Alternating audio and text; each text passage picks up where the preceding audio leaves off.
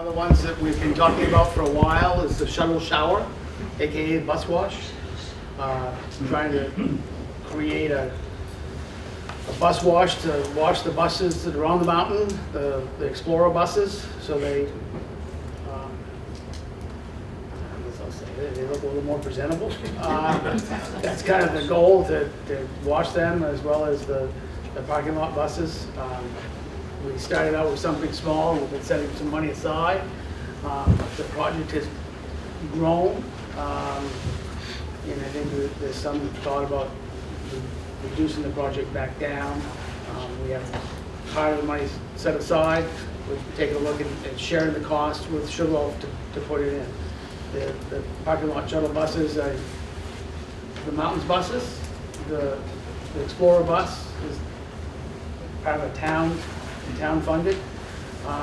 It's one of the largest public transportation systems in the state of Maine, believe it or not. I think it's the 5th largest or something along that line. So it's kind of interesting that we, in this little rural area that we are in, have this huge bus system.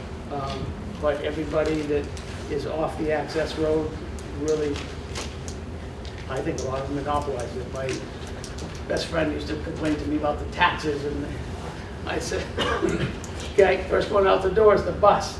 Oh, taxes are great here, he said. So he utilized it every day on every weekend that he was here. So I don't know where we're at with the shuttle shower. We've kind of, I think it's kind of been set aside for the moment, but it's still out there. Candy? It's only 4 buses? Yes. Yep. Is there any way you could think about making it so it could be also able to wash your cars? That has been one of the topics of discussion. I'm on that committee. Separate bay. Would you like to answer that question? I'm on that committee, and we'd all love to be able to wash our cars, but this facility would just be for washing buses, and it's not going to be a manned facility. It's going to be, okay, we're only letting these drivers in there, and yeah, you just can't. Fire trucks, buses is what we're talking about washing.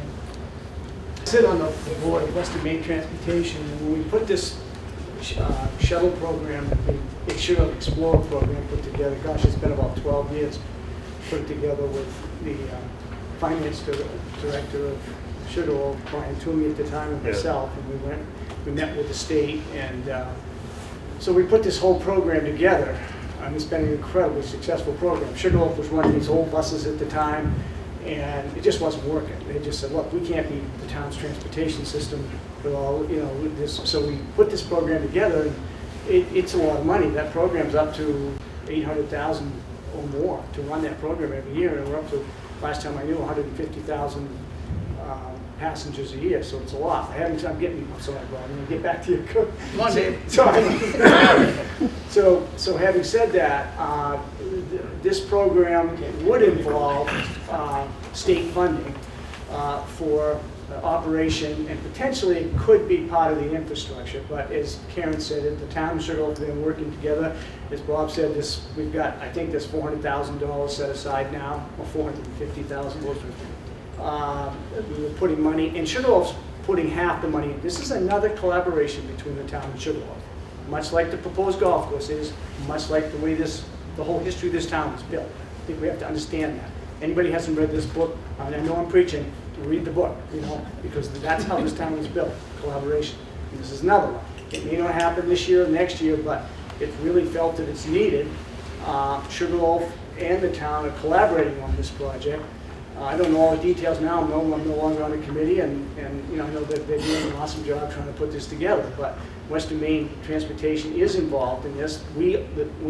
Western Maine Transportation operate the Explorer, and so eventually, if you've ever seen some of the buses, after a storm going up and down the access road, it's not very representative of our community. and it's not really good for the buses, and there's really no good way to wash them right now.